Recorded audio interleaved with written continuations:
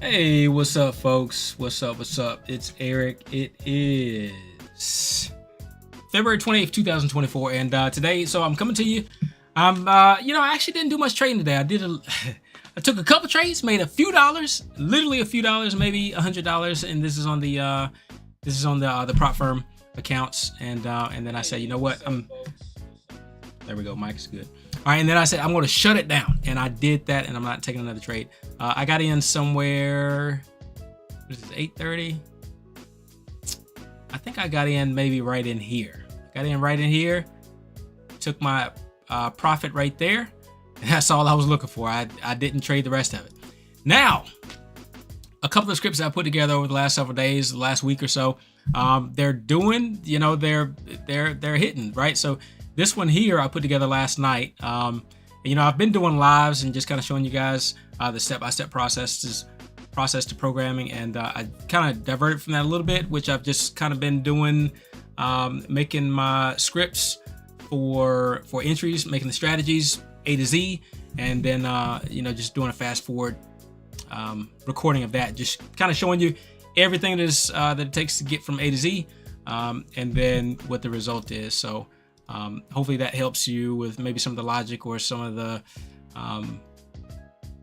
the algorithm for coming up with a good approach. Now on today, so of course you already know that I have multiple charts going, right? What happened here? Okay, so I got a strategy going on here. I don't know. I shouldn't have a strategy going on this one. I shouldn't have any active strategies going on, but let's see if this one is doing well or not. Nah, this is a strategy that shouldn't even be on here. I'm not sure why. This is what it's showing. So took 3 trades over a month. So I'm not sure what this strategy is or why it's on here. Oh, is this the Al Brooks strategy? Yeah, no.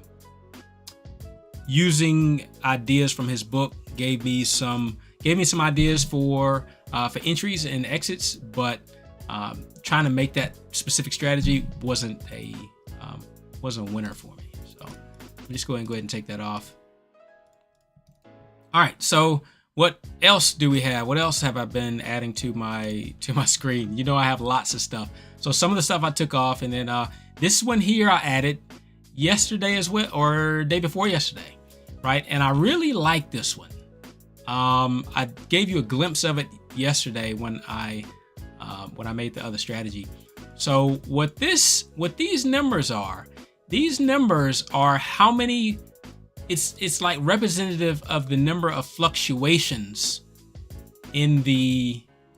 within that bar, right? Because we know that within a bar we get price, or market,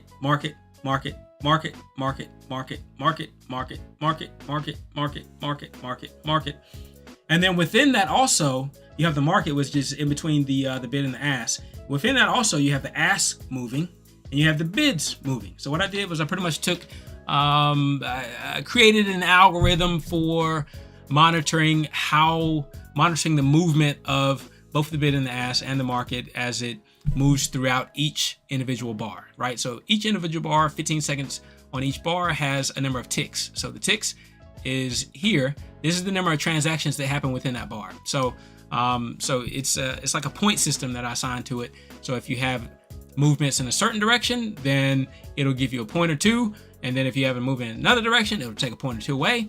So for every bar, it's giving you a number, and you can see here when we come down, when we had a bearish bar, when we came down, this number here got really large, and from there it moved up a little bit, right? It retraced at least the length of that bar, and then the numbers are getting smaller again, -8, and then as we come back down here, now, we're passing -14, 20, 30, 116, 30, 48. Now we're getting a big 148, right?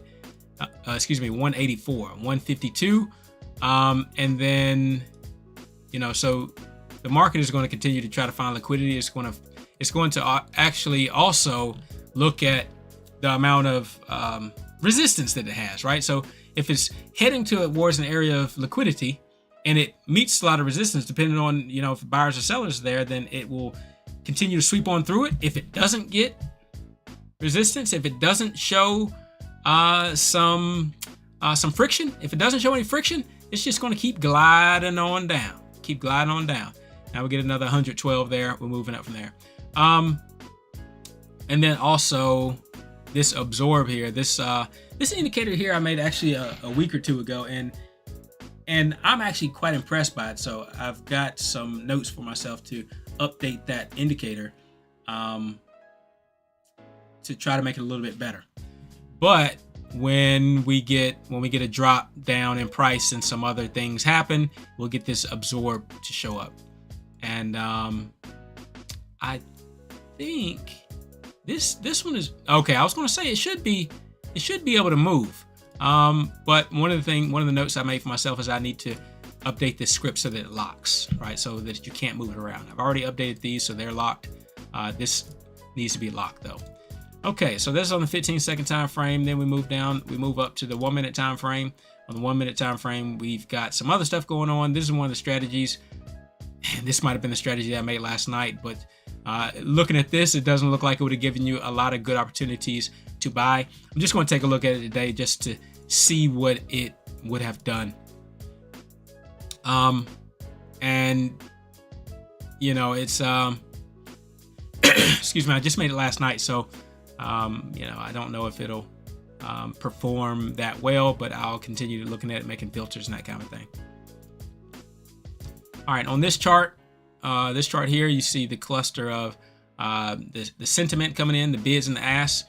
This is BAS, bid ask study. All right, so the sentiment coming in is there's a lot of folks coming in to the market right there. There's a lot of people interested in the market. Excuse me, got a dry throat. My God, man. All right, so the other very interesting thing that I noticed, in which this is the other reason why, you know, I made a couple trades today, and I said I got to work on my my money management, my risk management. I need to work on just being patient, waiting, right? So when I go over to this chart looks a lot cleaner. I don't have as many indicators or that kind of thing on. This is like one of my, what I usually would call like a mess desk, right? But you see here, this absorb, this absorb indicator, so far it's worked. I mean, with the exception of this one, it had a more of a drawdown under here, which lets me know that the market is probably starting to get weak, right? But it worked well here. I mean, it picked the very bottom of this move, 15-second time frame.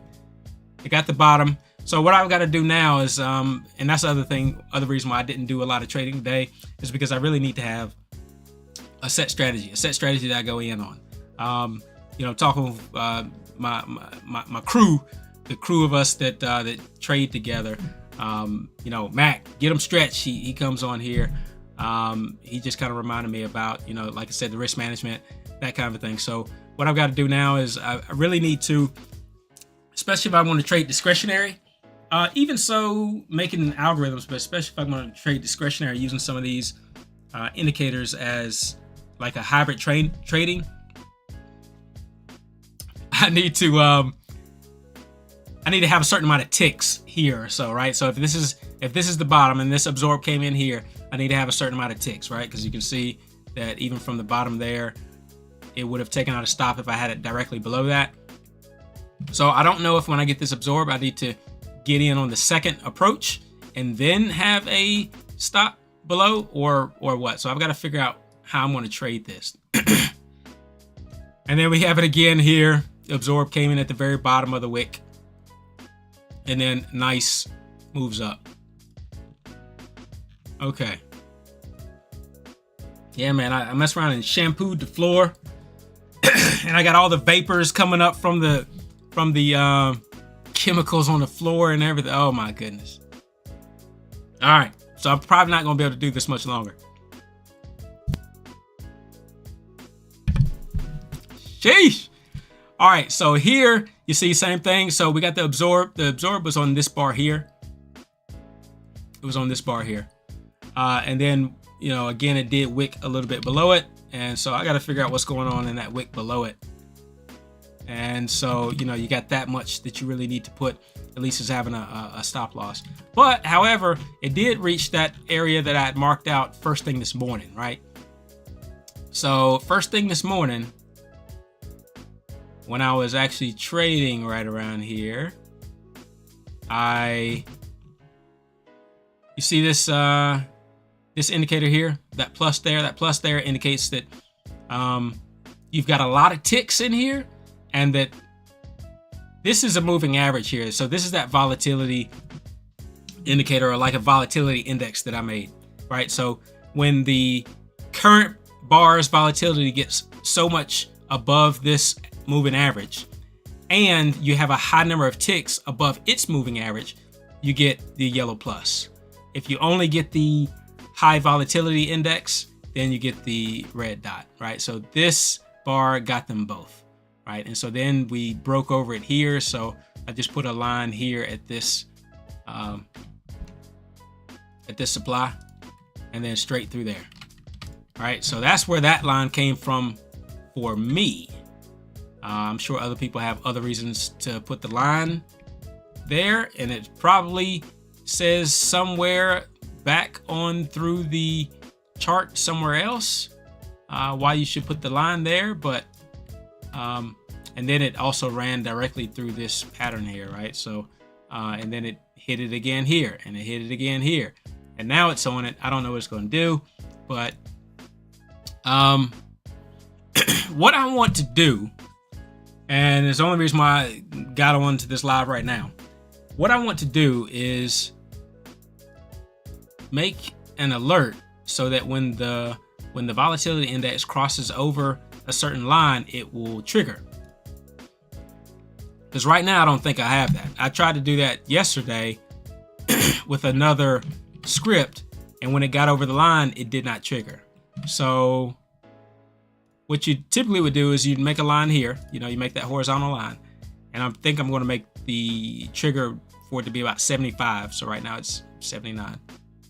I'm going to right click on that, edit the horizontal line, and then we're going to come over here to alerts, enable the alert. Right now I'm doing breakout intrabar, so I'm not sure. Breakout on close. I'll try breakout on close. I don't know. Maybe that'll work. And then I'll do once per bar, and then we'll use custom settings. We'll do audible and visual. And then we'll just see if that works. If it works, cool. If it doesn't, well, it just crossed over it. But I said that it needed to cross over it and close over it. Well, that bar closed over it, so yeah, so it looks like the alert does not work that way. So let me try it again. The line gets over this. Excuse me. Jesus.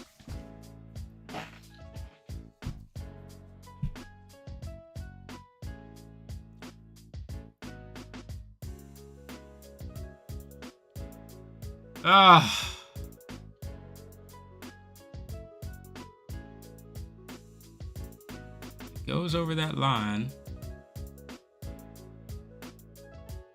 and it's an indication that there's a lot of action. There's a lot of resistance.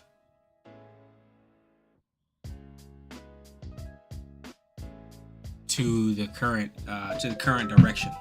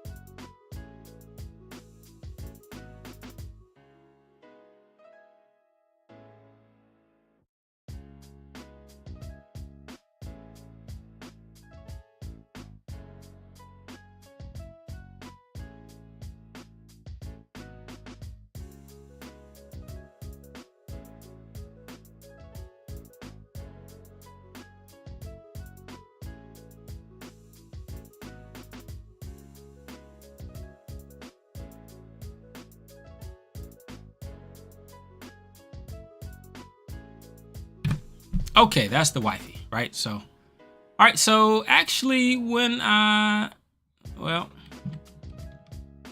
yeah. So this is based on the data. It's based on based on the volatility with absorption. So that makes sense. In 0.9921. Okay.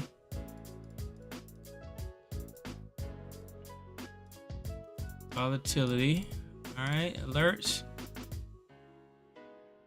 Let me see what breakout on close means. All right.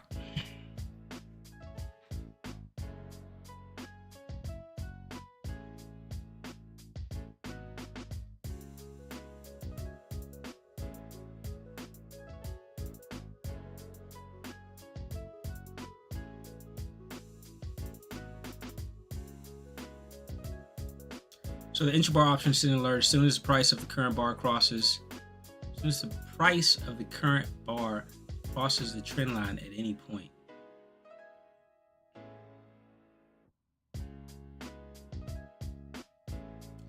The price data between the close of the previous bar and the close of the current bar intersects the trend line.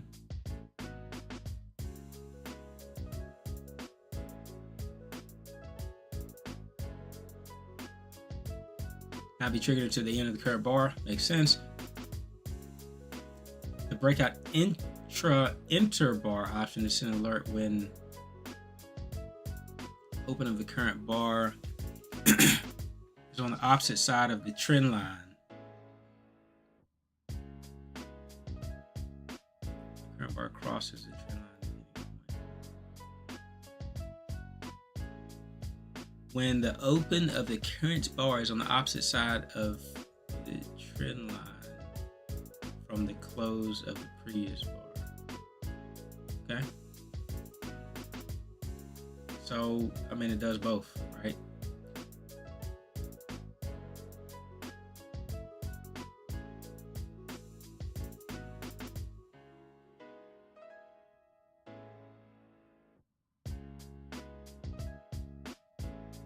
Choose one of the following message centered, global. All right. Well, that's pretty much what we have. So this should be fine. Let's move it back down so it should fire. As soon as it crosses it, it should fire.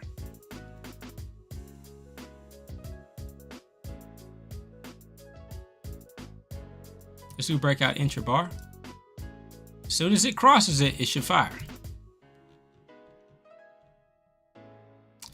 So another one of the things that I've decided to do is when I do get this absorption here, I think I'm, instead of taking the initial entry, I believe that I'm going to draw a trend line and then take the entry here. You can see here that this is weak enough that this would not have been a good entry. Nevertheless, I think most of the time that will work.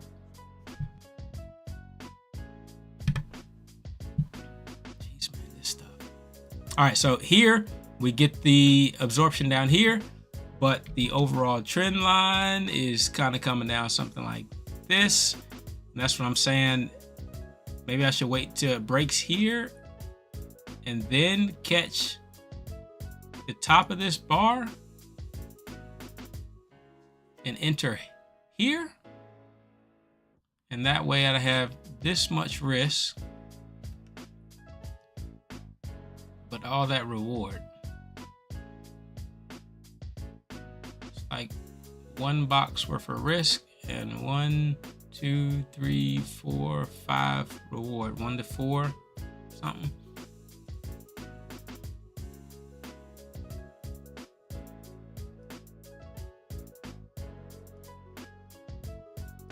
And then same thing here. Get the absorb down here. The trend that was created down to that point would be here. take that entry here, with that being your risk. And so that is 1.5 blocks, 1.5, 1.5. So that'll be 1 to 2 on that one. And then same here. Draw that line, wait till it breaks. Same about 1.5 blocks, 1 to 2 on that one as well.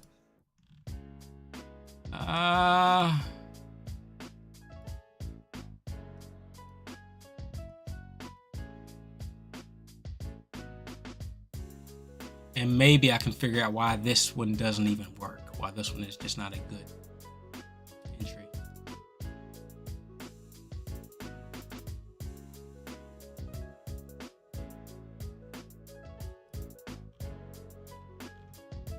Yeah, so I gotta get these alerts figured out, because that's primarily what I'm going to use to trade tomorrow.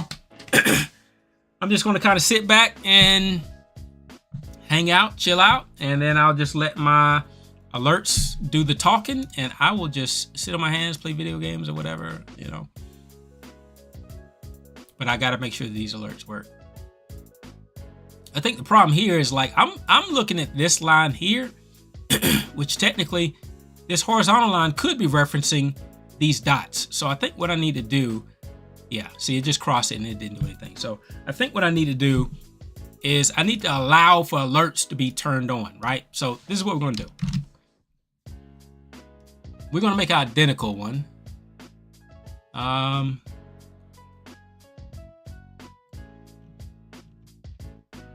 We want to make an identical script, and it's just going to be like V2 version 2.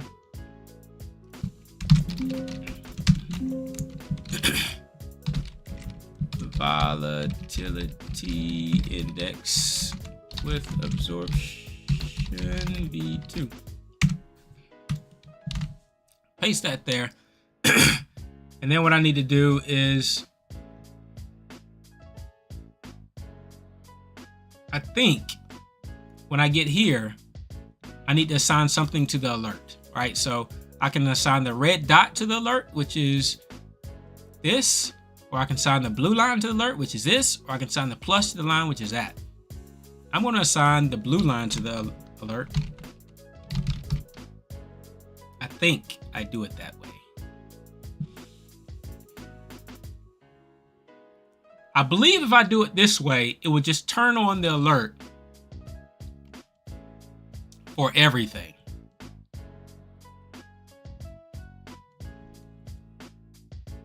All right, so now I'm going to add it.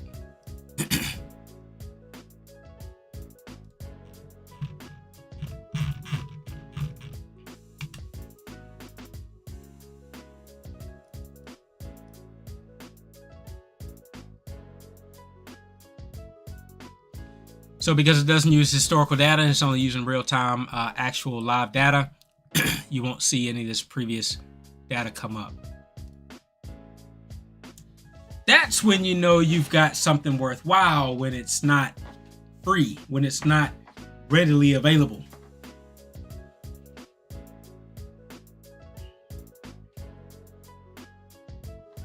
All right, so what I'm going to do is I'm going to make a horizontal line.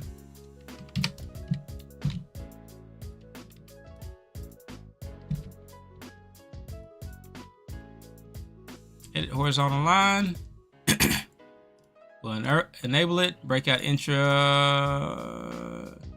or inner bar. Going to allow it to do visual and audible. It's going to be based on the volatility index. Okay, so let's see what happens when it crosses this line.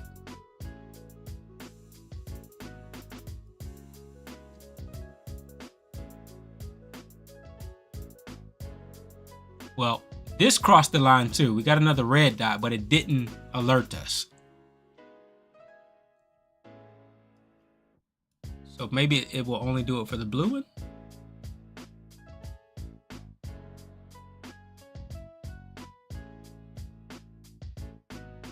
Come on. Come on. You can do it. You can do it.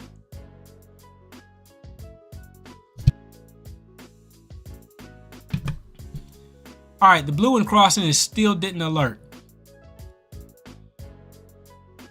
So something is still not working quite right.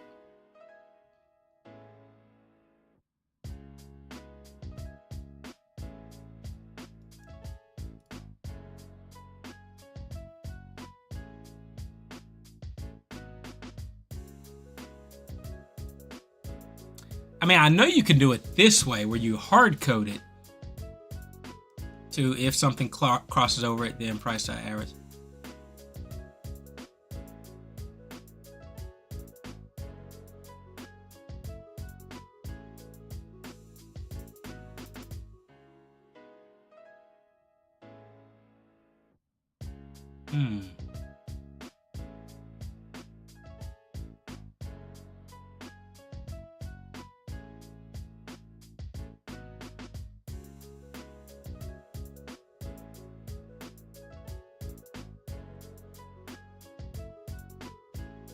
Symbol string.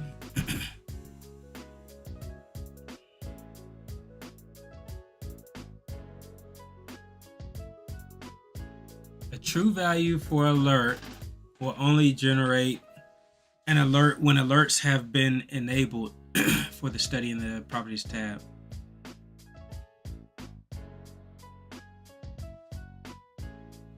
True value for the alert will only generate an alert. Okay, alerts are only generated for the last bar. Okay, alert strings may be no more than that. Okay, alert may only be included in a study indicator. Indicator show me paint bar, activity bar, or trading app alerts, not support a strategy. Okay, got that. If you include more than one alert statement in your indicator or study, more than one alert is triggered, the description included with the last alert triggered the description shown. If on the last bar, both conditions are true, both alerts are evaluated. In this case, only one alert is actually triggered and logged. Okay, we'll have the last description, which in the above example is the alert with the description volume alert. Okay.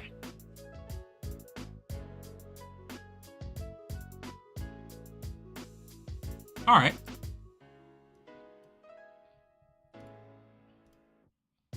So we need to say, and I would think it would be a lot more simple than this, but essentially we'll have to define each individual alert, right? So for this blue line, we'll need to say, if this happens, begin this, plot that, and then alert.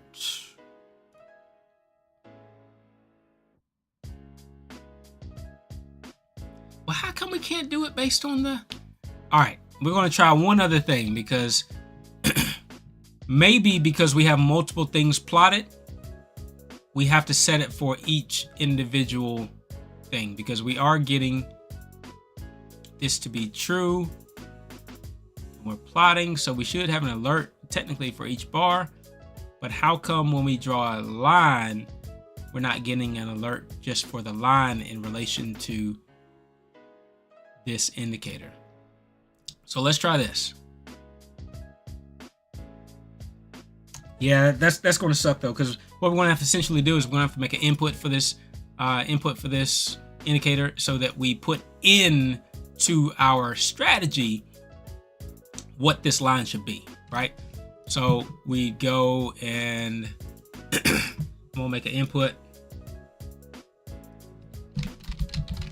and I'm going to call it threshold,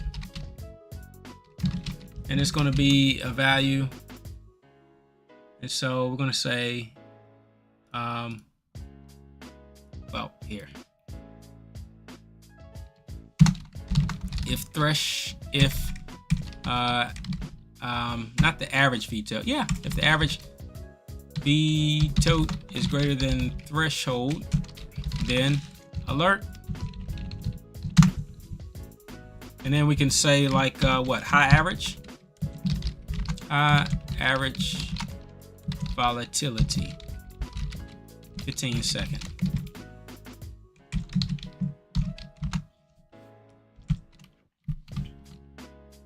Okay, now we can come back over here, and it was hanging around what, 40 or so. So let's go here. We're gonna go to this one, version 2, input. We're gonna make that 40. Turn on alerts once per bar. See, it's a lot to this. It's really a lot to it.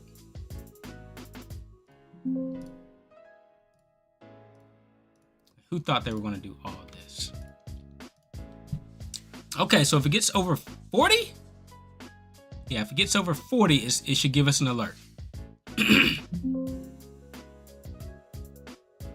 Okay. All right, there we go. Come on, next bar, we're going to get over 40. We're going to do it. And then, well, I could set it up to where it'll go to my phone also. It went over. Where's the alert? No, that's 0.40. That's not 40, that's 0.40. Okay, so here we're over 70 and 100 and that kind of thing because this has been running for a while. The average is like a 10 bar average, so it'll get up to speed. It'll get up to speed here pretty quick. Man. It's rocking and rolling, huh? What happened? Did we get some bids or asking here? Spread widened down here. And so there's the volatility index I was telling you about. So let's look to see what happened in that pit in the bottom of the move. What do we get? So here we got 236, but it continued to drop below that. Here we got 188. Here we didn't get much of anything, so it might be holding that level. It dropped down one more time. We got 210. 210 right here. So as we start going back up here, you see we hitting the 120, 110 is hitting that. It's hitting this area and through here, so it's getting a little bit of resistance as it finds short-term supply right here. And then as it starts going up, still 106, 102. Not too bad. That ain't too bad. But now if it goes up here and so we're back at that line. That was a line from earlier in the day, right? That was a line from first part of the day. So I would expect for the number to go up again. Not yet though. 62.16. Not finding a lot of resistance, not finding a lot of friction, not finding a lot of volatility, but I would expect it. All right, so then this is what I'm kind of tracking in my spreadsheet is that, okay, down here, you see the bid sentiment, it came in and it was unopposed by the ask.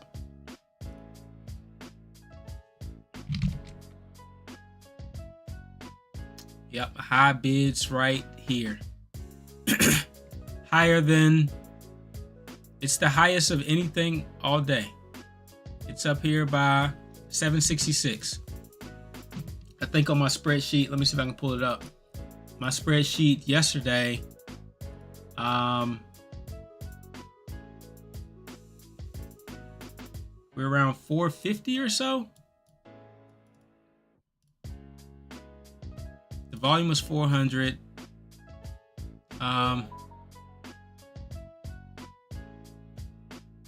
Volatility size, tick spike 665. And now this is when we had our this is around 1 o'clock or so, right?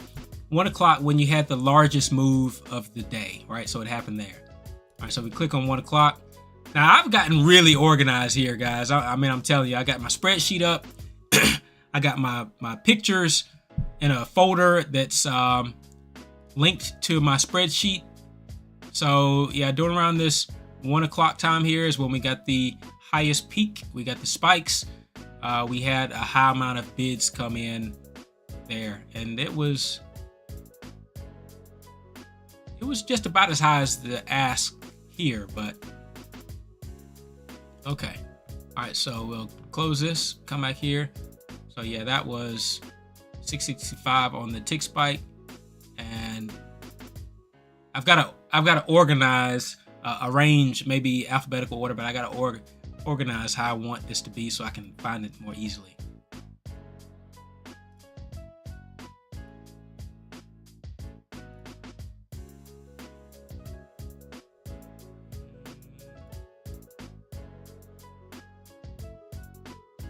Okay, yeah, you see here the excuse me, the ask orders were 6,000 and bid orders on the 1 minute time frame were 4,000. Not sure what I was going with 70 right there. Gotta redo that. All right, so on the 1 minute time frame, what do we have on the 1 minute time frame? On the 1 minute time frame, we had high volume, we had the high ticks as well. We had a lot of bid and ask to come in. These are actually orders. These are orders, bid and ask. Filtered. Okay. The spread didn't change a whole lot through there. All right. All right, so now we go back to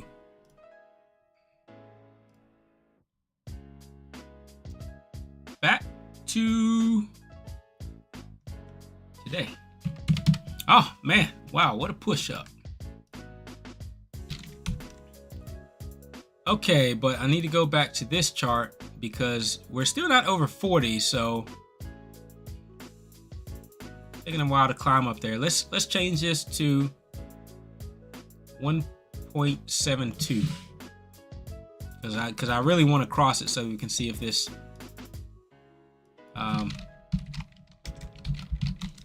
alert system works.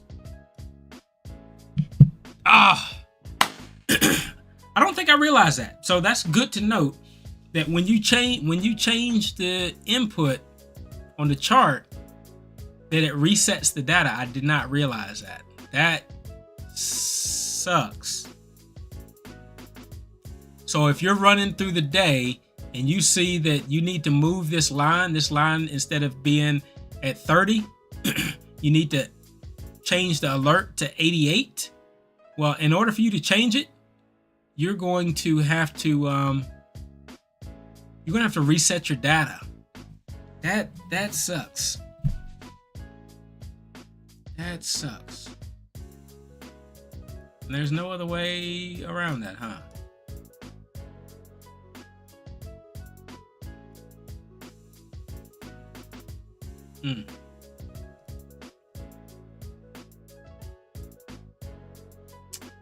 Yeah, that sucks. All right, so I wanted to try one other thing. I'm gonna make another script, and it's only gonna have one plot. Excuse me, and then we're gonna see if that one plot, if that passes the horizontal line, will it trigger the horizontal line, or do we need to define the threshold for that plot as well? All right, so this is my third indicator.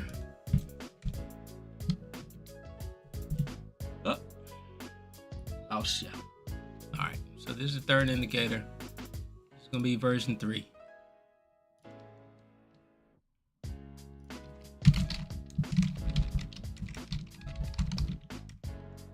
Volatility index.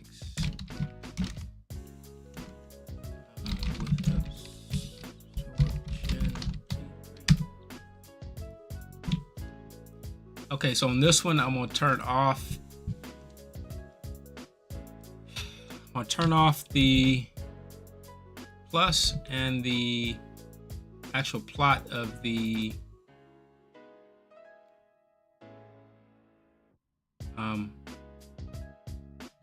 volatility, and I'm only going to have the average running.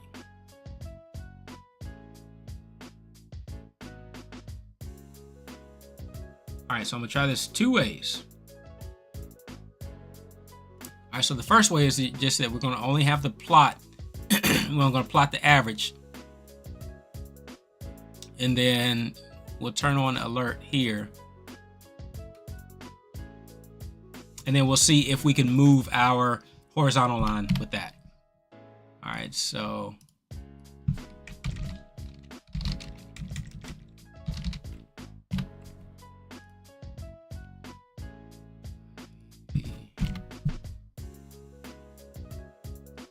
okay, come over here. We're gonna add this third one. The threshold, we're gonna make it 0.85. And then we'll turn on the alerts on.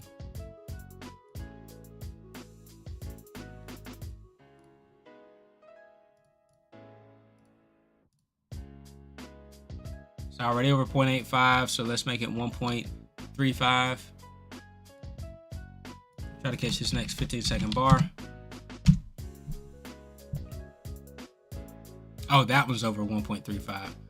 We should have started with 0.5 or something like that.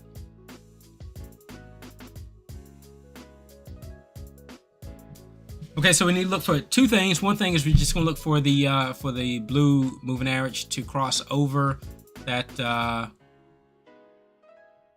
1 point.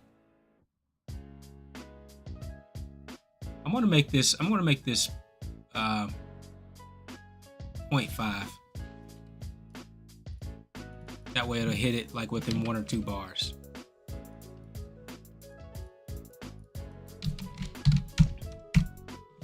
Okay, so hopefully it should hit within 1 or 2 bars. It give us 0.5 and give us the alert.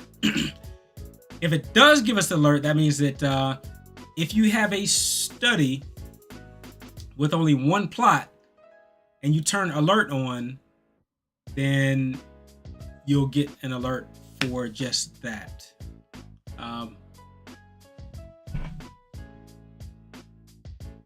Let's see, it's going back. It went back to 0.4, but we still need to look at drawing the horizontal line. Okay, good. So it worked. So we got the alert here, and then, like I said, I can set this to go to my phone as well. But that's with alert turned. Yeah, so it's going to do it for every bar now. Excuse me. That's with alert turned on within the indicator. So now what I need to do is I need to look to see. I want to turn this off.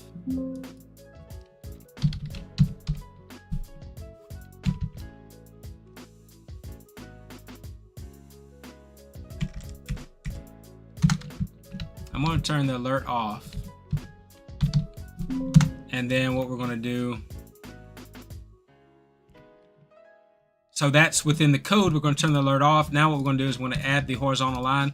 And now remember, up here, the horizontal line, if we turn the horizontal line on, we turn the alert on, it does not fire anything. It doesn't fire anything. So what we're going to do now is we're going to turn on the horizontal line. And then we're going to say we want to turn on the alert.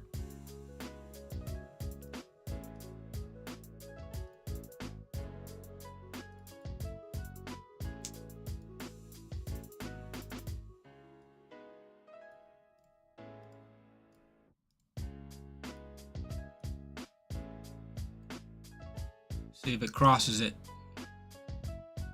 Will it fire?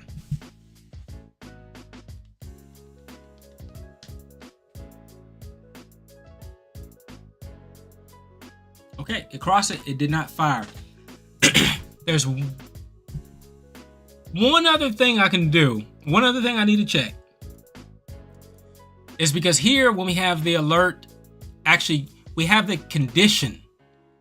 We're defining the condition. The condition is if the average crosses over the threshold, then we want to alert. So what we need to do now is just turn off this condition and then alert.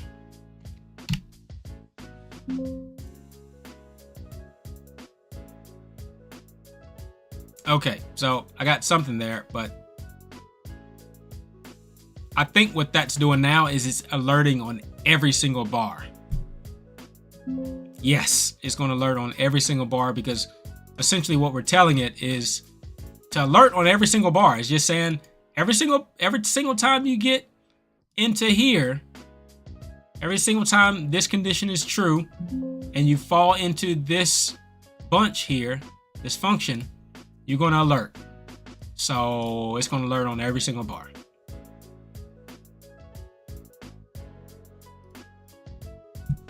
Yeah. So again, for clarity, if you want to alert like that on every single bar when you get into a function or a condition is met or something like that, if you have one plot, it appears as though it will do that every single bar, right? Now I'm not going to change anything with alert. I'm just going to allow for plot 2 to also plot, right? So plot 2 is also going to plot. And it's not going to plot every single time. It's only going to plot if this condition is met. That's when you get these red dots. So it doesn't plot every single bar. All right, now I'm going to turn it back on. We're going to verify it. And it's still, well, it's still firing on every bar.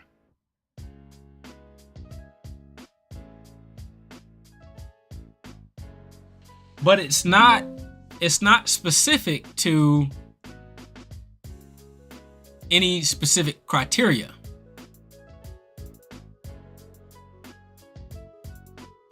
It's not specific to any criteria.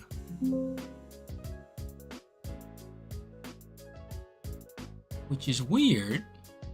So, but up here we can come and we can make one for price. If price crosses the line,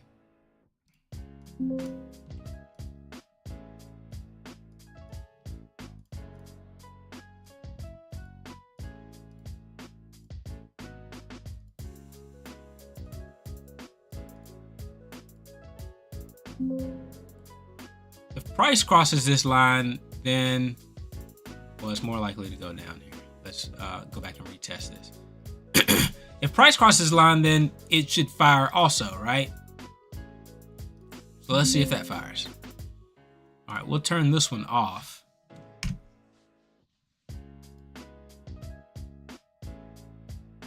But I already came and retested there, so.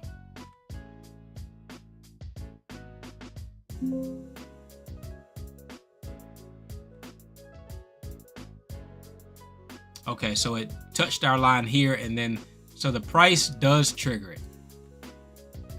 No doubt about that, price does trigger it. But again, if you want this guy to trigger it, then it's not going to do it the same. You have to set that condition. You can't use that horizontal line, which is crazy because I'm pretty sure on Thinkorswim, on ThinkScript, with TD Ameritrade, I'm pretty sure that if you have an indicator down here, you can put a line or a trend line or anything down here with the indicator, and it'll fire off.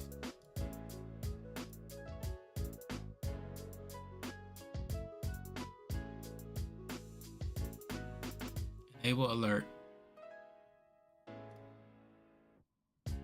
So this is a V2.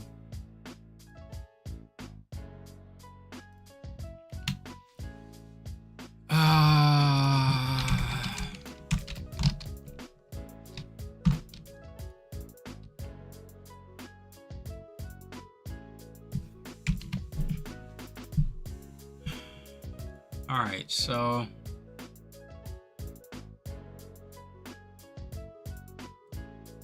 last thing I'm gonna try on this, because I really need to be able to apply a line here, excuse me, and let the chart and receive an alert and be able to draw different lines on here and get alerts from those lines. Yeah, there it goes. All right.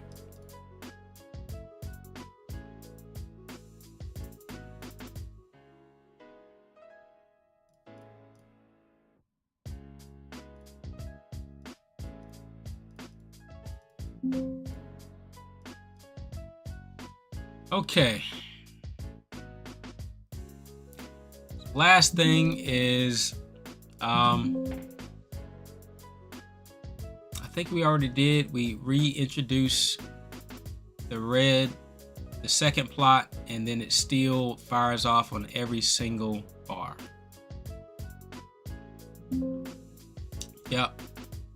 And again, we can set the alert to alert if it crosses the threshold, but then when we reset the threshold, we lose all of our data. So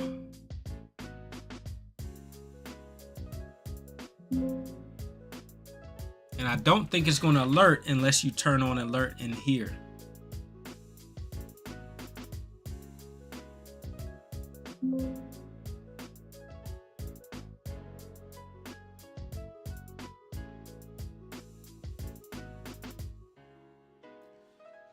Let me try only one. May have tried this one already, but I'm going to try one more time.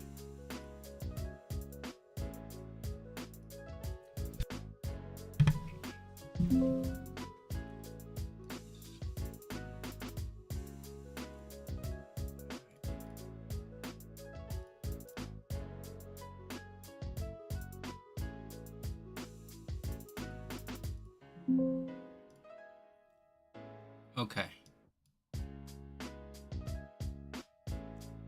So you see the horizontal line based on the volatility index. We only have one plot on this chart.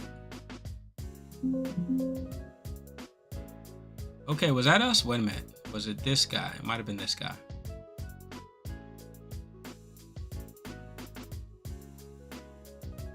But I heard two dings, so I think volatility index 15-second. Is that this one?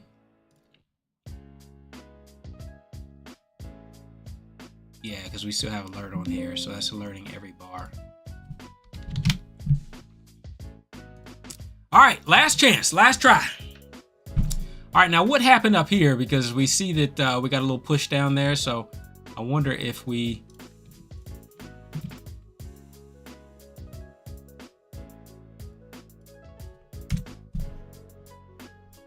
Now we shouldn't get any alerts unless this one fires off. Nope, went through it. No alert. So we don't have...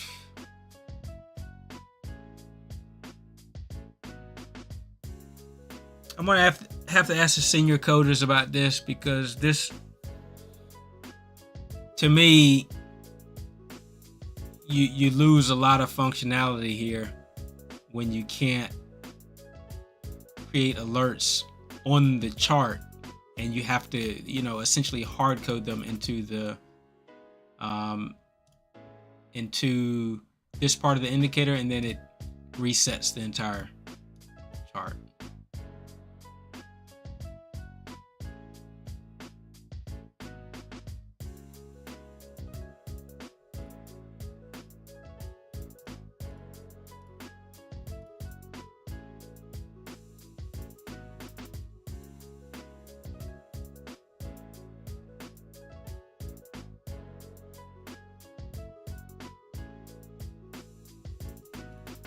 Should be tick by tick anyway, but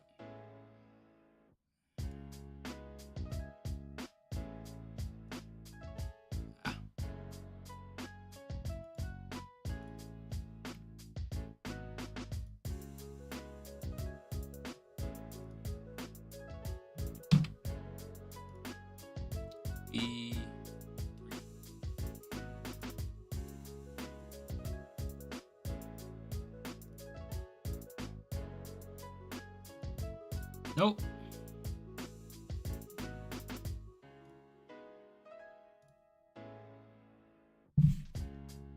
Or maybe that was it. Maybe you have to turn on the alert on the indicator and turn it on the now.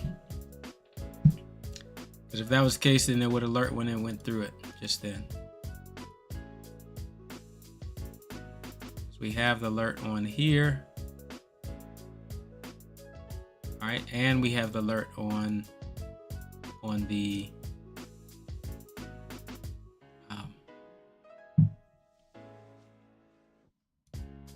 study. We didn't need the threshold.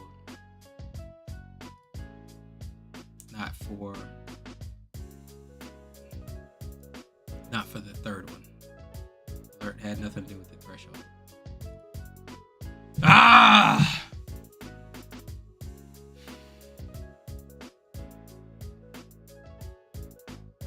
No way around it, huh?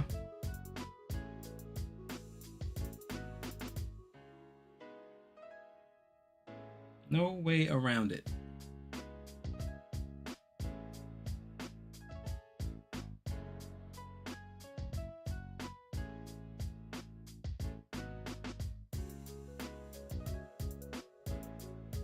Like I said, I mean, that's fine. Well, let me see. No. Because what I was thinking that I could do is I could come over here and I can make different inputs. So I could have this, and then not for this line, but for the study, I could have inputs for you know, a value of 20, a value of 25, a value of 30, 35, 40. I could have different values, and then what I could do is I could just turn on or off. I might be able to do that. Let's try it. Let's try it. I could turn on or off each level. So then that'll give me a general idea of the horizontal line value that it should be at. Because like I said, here, when you look at this, when you look at ES, you can see here for the most part that when you have these dips here, when it comes down and dips, or even up here where it hits the top, here where it hits a top before retracing, here when it hits bottom, comes to a peak. When you have these levels, when it comes up to a certain height, here where it came up, it was the bottom.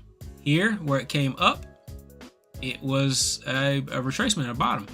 It didn't give it to us here, so I'm a bit curious about what's happening right here. So, I mean, I don't know. And you know, neither of these, right? So even here at this top right here, it really didn't go up very high. So it almost feels like that this is a fake out or something in here. Like something's weird happening right here. I don't know. But it's not coinciding with what has gone on the rest of the day. All right. With the exception of, excuse me, with the exception of, you see here how we have a high volume here, right? That happened in here. So when we touched it the second time, we didn't need that high index because that index was already checked here, and this was just a touch before it moved. Okay, same thing. You say, hey, Eric, well, there's not really much going on here. All right, there's a little bit of a high index there, but there's not anything going on here. Well, if you look at how this is working, you got the first touch and then the second touch. The second touch doesn't really have a high index. This is the second touch based on maybe the first index here having that really high level. All right, so maybe that second touch doesn't need to have as high of an index. Maybe that second touch you're looking for price action, chart technicals, and on the first one you can use the volatility index. So like I said, I'm still trying to figure out how I want to trade with it. You know, what the strategy looks like. So all right. So what I'm gonna do on this third one is I want to have several levels that can be used for an alert. But I know for a fact that for me, I liked the idea of the 70 level right? So right around here, 60, 70. I like that level. And then there's another level here, right, that's a little bit higher that gives us something. It hit it twice. It hit it here, and it hit it here. And this level is 140. And then let's do something in the middle, like 100. So we'll make one for 70, 100, and 140. So what we'll say is we got to create alerts. We'll say if average TOT is greater than, or I guess we should say crosses. Yeah, I think we need to say it crosses. Otherwise, if we say crosses, then when it crosses the line, it'll go ding. But if we say greater than, well, yeah, if we say greater than or equal to, then every single bar that is over is going to go ding, ding, ding, ding, ding, ding, ding, ding, ding. Ding, ding, ding, ding. So we don't want too many, we don't want too much going on, right? We want the right amount going on. So for right now, I'm just going to say crosses, and then I may go back and I may change it later. But at least if I can get that indication to my phone, or, you know, ding on the on the radio that I've got an alert coming in, I can stop playing video games. So I can come over here and take a trade, right? So what I'm going to do is I'm going to say that if the average TOT crosses, and we're going to want to cross over, so we're going up, we want to cross over, crosses over. Now this is where we're going to have the different thresholds where we make the different inputs. So for the first one, I'm going to put thresh, what do we say, 70. I'm going to put thresh 70, thresh 100, and thresh 140. Thresh 70. Then alert, we're going to say alert volatility VOT index cross 70. Close that, do that, and then we're going to come over here and we're just going to copy and paste, because we got to work smarter, not harder. That's what my mama taught me. She said we got to work smarter, not harder. So that's what I'll be up to these days. 140, so this is going to be 100, and then this is going to be 140. And now if I'm not mistaken, you know what? It's not going to work. This is not going to work. I know it's not going to work, because we just found out that when you change the input, it will reset the data. And that's typically not a problem. Like if you, let me do this. We're going to declare these. Not that we need to, because it's useless at this point. But we're going to put thresh 70. It's going to start off at false. Thresh 100. It's going to start off at false. And thresh 140. It's going to start off at false. Okay.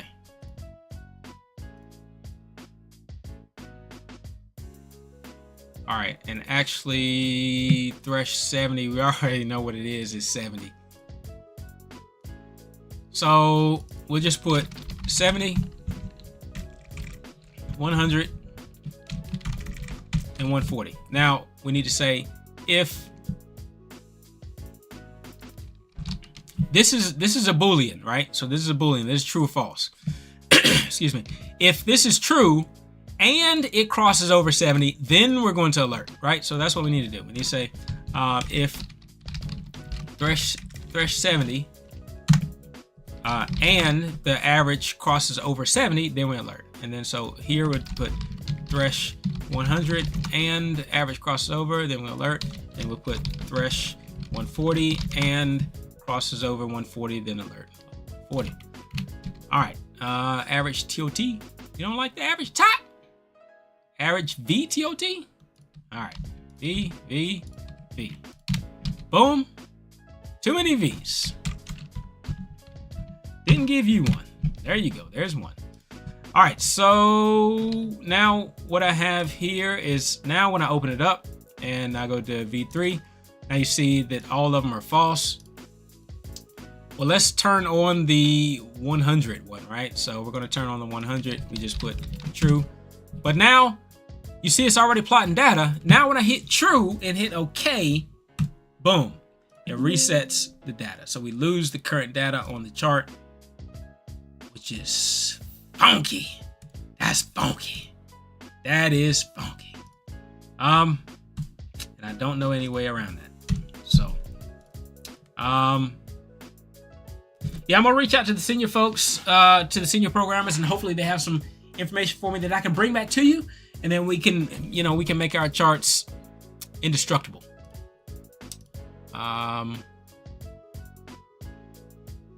But like I said, these lines here, I think these are significant, and I need to get different alerts for different ones.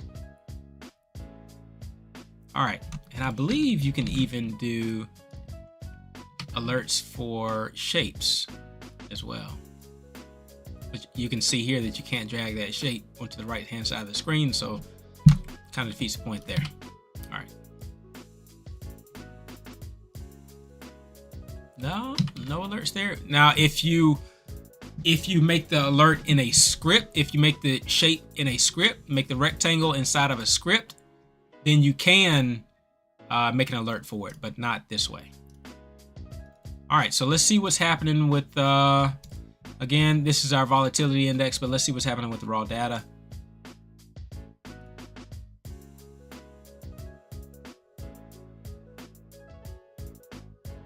Yeah, it's still not really hitting any really exorbitant numbers, any really high numbers. Like I say, if this was, as this was going up, if this was to be the end all be all, if this was supposed to be supply that just, shot down from here, then I would expect to see like 150 or something higher up here. 112 is up there, but it's not that high, right? So when it moved up, when it found its temporary support, it was at 230, 206.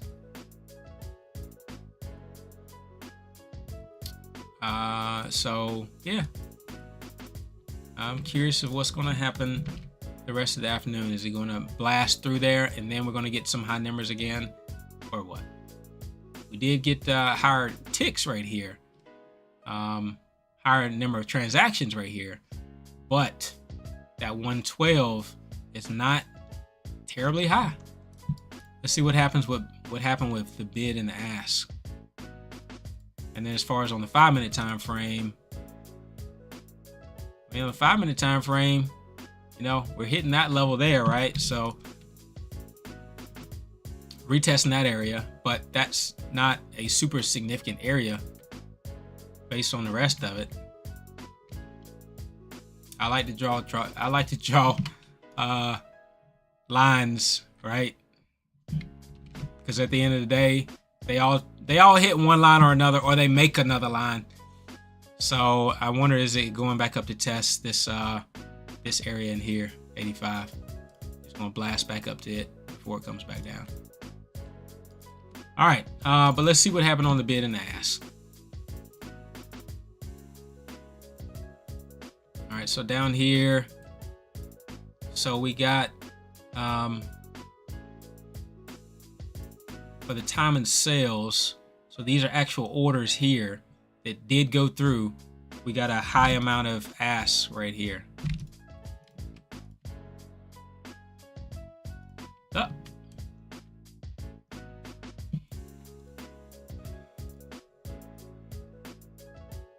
Okay. All right, so we got a high amount of asks right here. And if that was an attempt to push the market down, well, then again, you do have to be very conscious that there was this line here that we had from earlier part of the day. Plus, it's at VWAP. Now, this is a 15-second time frame, but I believe VWAP stays the same throughout. Where is it there? 78? believe it stays the same throughout. 78, 77, 78. Yep. All right, so when it moved up here toward VWAP, we got a high amount of ask. So somebody was trying to probably sell their position, but in doing so, they pushed the market up a little bit. All right, so I'm curious of what's going to happen here with that little bit of a retracement. Okay, 62. That's not very high.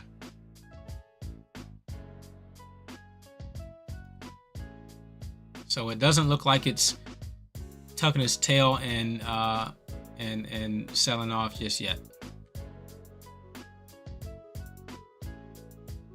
So the bids through here. Okay, not a really high number of orders overall though. Overall today, all the way back to 8, 9 o'clock. So the highest number of orders came in right here. Right here. Up to 937. And that is yeah.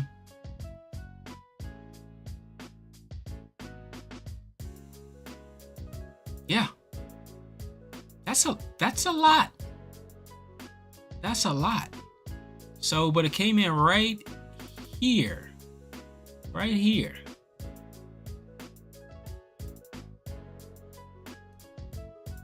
I wonder what the play there is. And then, like I said, if we go back to the spreadsheet and then we pull up what happened yesterday. So yesterday, that is also the 15-second time frame. Click that. Yesterday, you see today we're at 900. Okay, so yesterday we did have one that was way up here. That was probably what, around 800 or so. And it would have happened right in here.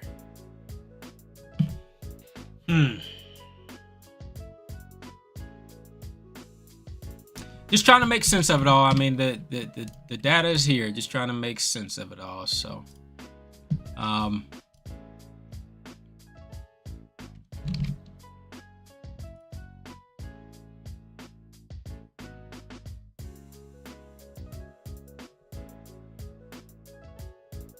yeah, well, I guess I'll hop off of here and go ahead and put in a word of inquisition into the senior folks to see if we can get some better alerts for our stuff.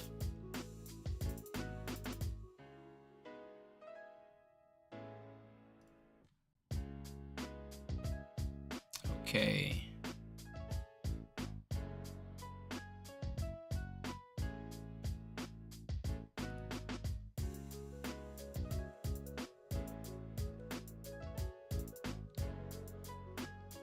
Oh, I did want to look at one other thing, though. Like I said, I made that script last night. I'm curious of what it... Oh, well, this number is falling way off, though. So we can get rid of this one.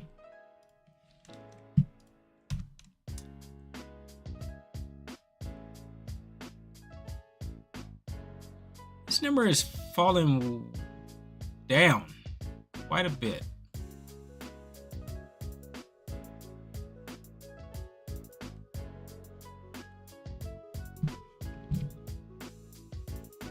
See how these this volatility index just is like tanking down, is slowly diving down. To me, what that's saying is that to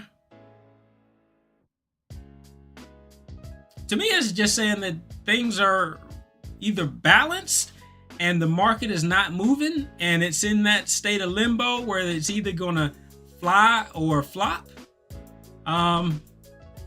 That's all it can really be saying, because based on the way I created that volatility index, it's not it's about the lowest average. It's the lowest that it's been, with the exception of like pre-market hours. And you see pre-market hours when it was down here at this same lowest point, pre-market hours, it was doing what? It was just kind of consolidating before expanding. It was just sitting tight before it blasted off. And that's kind of same thing it's doing here. Is just kind of sitting tight, and it's about to take off in one direction or the other. And I really don't know which direction it's going to be, with the exception of I didn't see a lot of high numbers up here to indicate significant resistance from a volatility standpoint. And then if you go back over to here, there are a lot of bidders here, a lot of folks buying here. So I don't know, maybe it'll drop back down to this area, and then the bidders will make their decision to buy it up, and then, you know, it'll make a second leg. But up here, not a lot of ticks up here, not a lot of transactions. There were a lot of transactions here. So this might be a point of potential resistance as it moves up, if it moves up.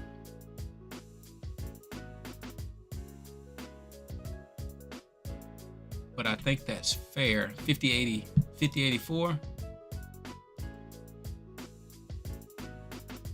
I think that's fair because look, this line that we drew here, it's in that same 50.84 area. So I don't know. But we know that all this stuff is so elusive. It's so elusive. All right, so while that's doing what it's going to do, I'm just curious. You see this number is just going lower and lower, and it's clustering too. Like there's not those outliers where those outliers are really high. Like these, they're really high. Couple outliers, boom, boom. You know, stars in the sky. You know, stuff up here. No, everything is going down. Everything is going very low, and maybe just it's a factor of what time it is in the day. But either way, the market is shutting down. All right. But what did I make last night? Last night I made a 1 minute time frame script. That would have been 227. 227. ES 1 minute, 227 long. So let's put that on this chart, and I did hard code it for the 1 minute time frame, so it's not showing up on the 5 minute time frame. When I change it to the 1 minute time frame, then you'll see the little dots show up.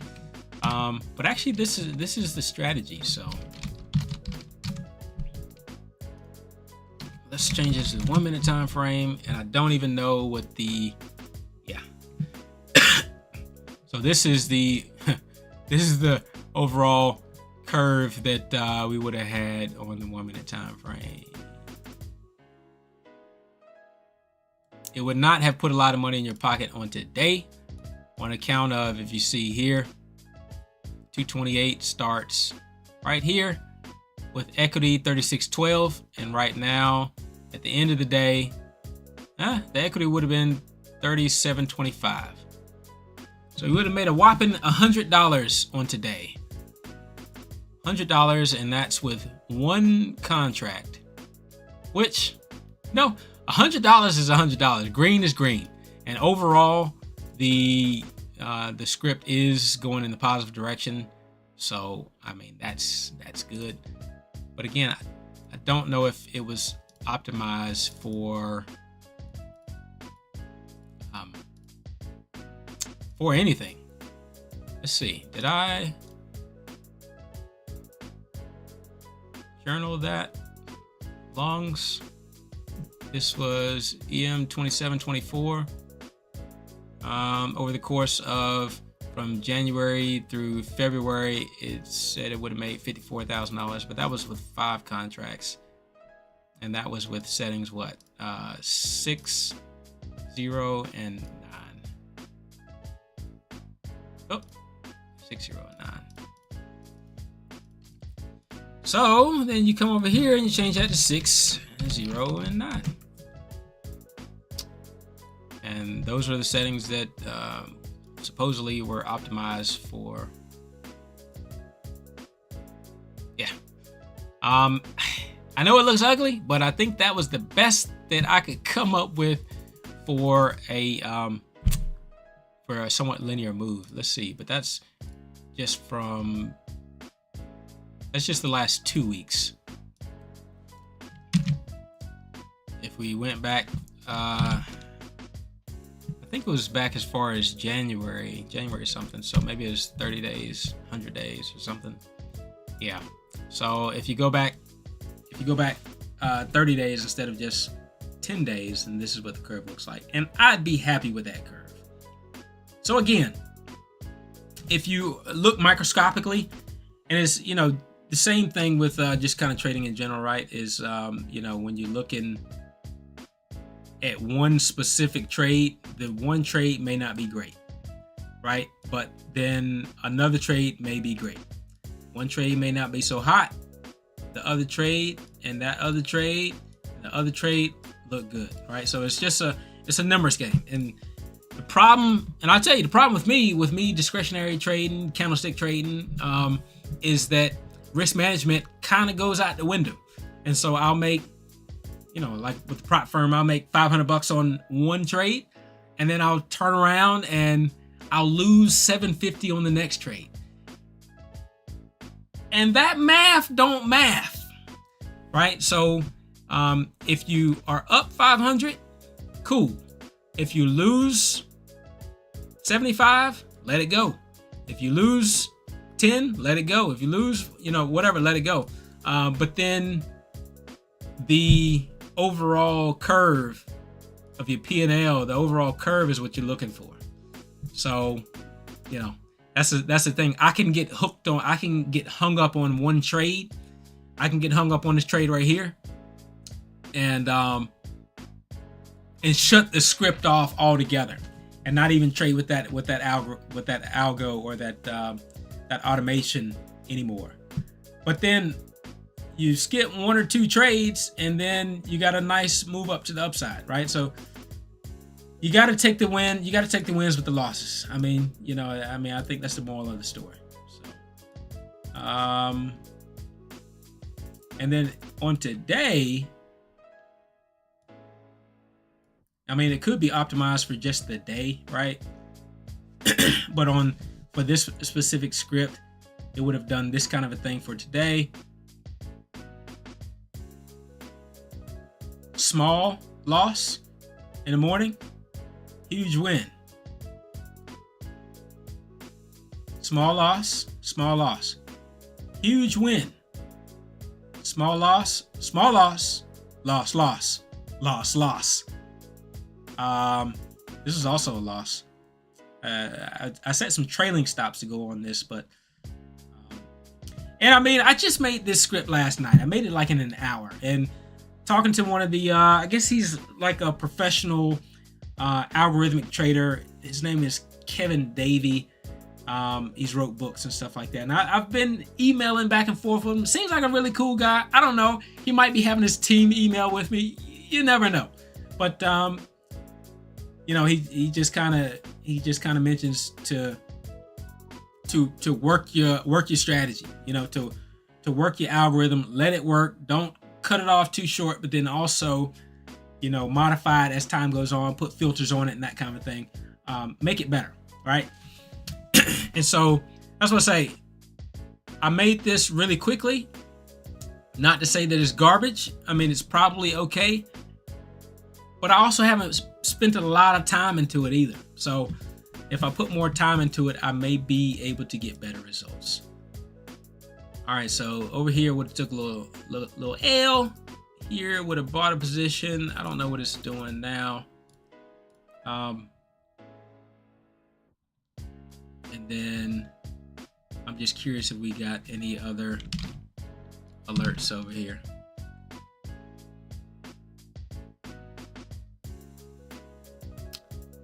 Not so much there, but we were seeing that this thing was trending down, right? So here to here to here to here to all these were trending down, and then all of a sudden they pop back up, right? They pop back up in this zone, which is this zone, right? Comes back I don't know where that line comes from. Is that the same line from earlier in the day? From pre-market? Yeah. It touched multiple times? Yeah. Up. I'll give it to that one. I'll give it to that one. And that's close enough there. Not to say that it's going to hold. I'm just saying that it. I mean, I drew that line at 8:30 this morning because it was the first time where we got this this height, this high move here. And then, like I said, to see that, and then to see what the volatility index actually did at that time, what kind of numbers it put in, I am curious.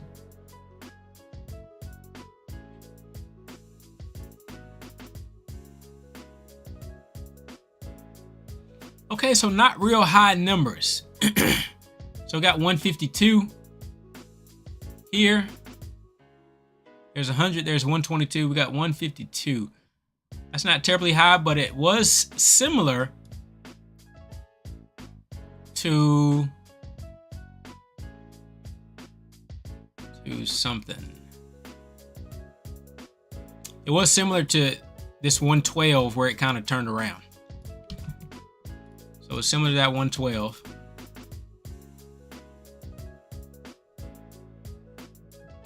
So like I said, it's not 300. And I think, you know, we got this 230 right here. It's not that big, but that 230, you know, kind of turned things around a good little bit.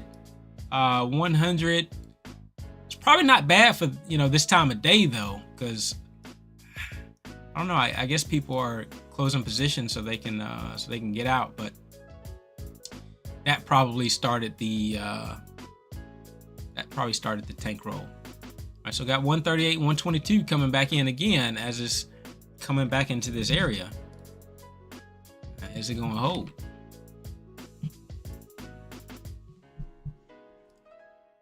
But now it's under this line here.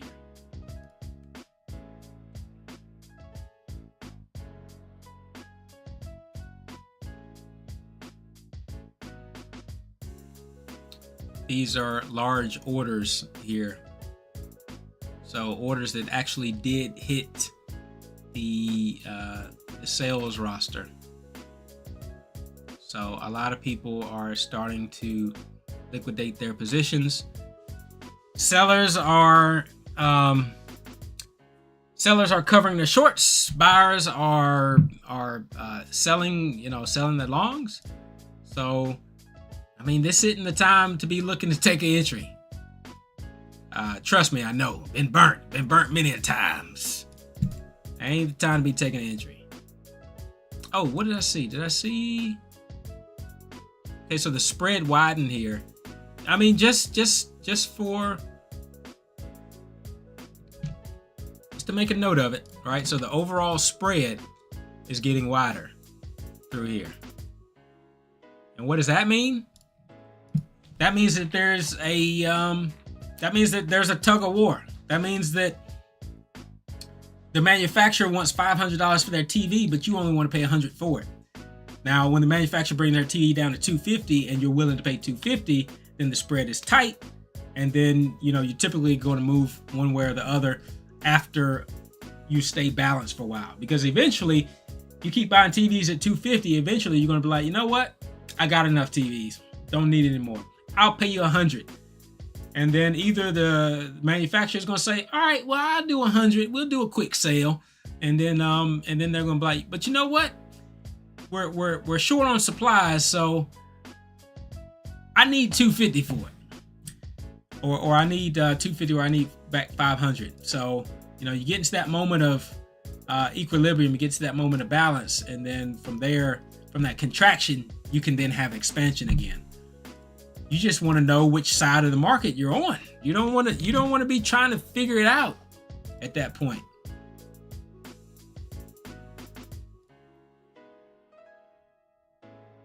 Yeah, because I was thinking it was going to try to go back up to that 84. It didn't look like it had a strong reason to. But it looks like I was thinking that maybe it's going to go and touch that 84 area, only because there wasn't a lot of reason to.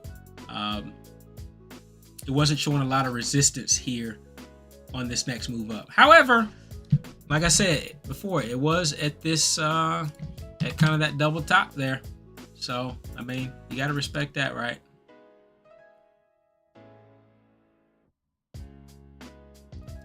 All right, well, I guess that's it for me today. Maybe I'll create another strategy later on this afternoon, and then I'll just kind of fast screen record it and post it. But yeah, the market is fascinating, isn't it? Isn't it fascinating? Nobody's as excited about it as I am.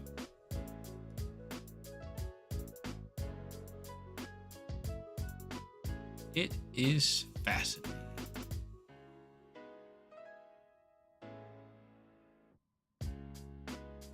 Four minutes to the closing bell.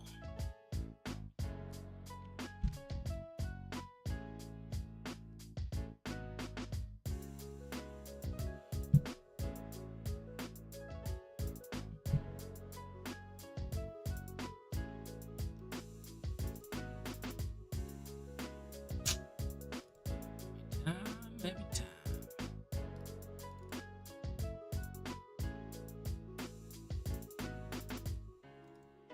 Oh, is it going to try to do it? It's going to go to that 84. It's not going to do it. It's not going to do it. No way.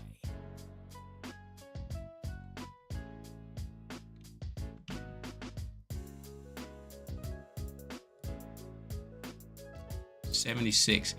Like when it came down here, I would typically expect, just based on what I've seen the rest of the day. But again, I told you though that when the market got, excuse me, when the market got in here somewhere, one of these areas, it stopped behaving like it had the first half of the day. It stopped behaving. So, I mean, I don't know what to say about it now, but I mean, I'll certainly continue looking at it and make some notes on it. But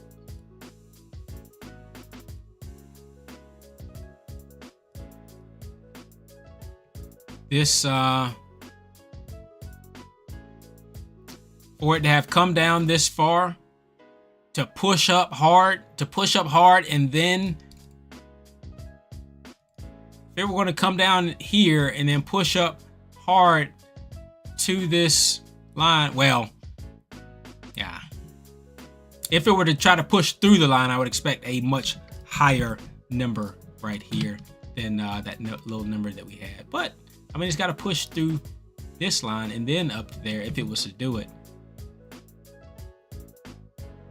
But I would expect a larger number right there.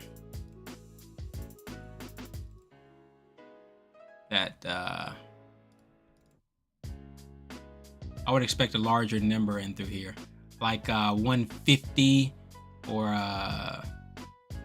oh, there's a 150 there.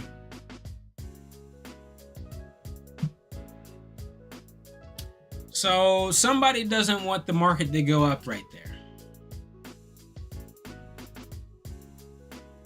However, you're not really seeing a lot of huge orders to suppress it. So, well, I mean, there's like no time left to the bell. So how much time is left to the bell?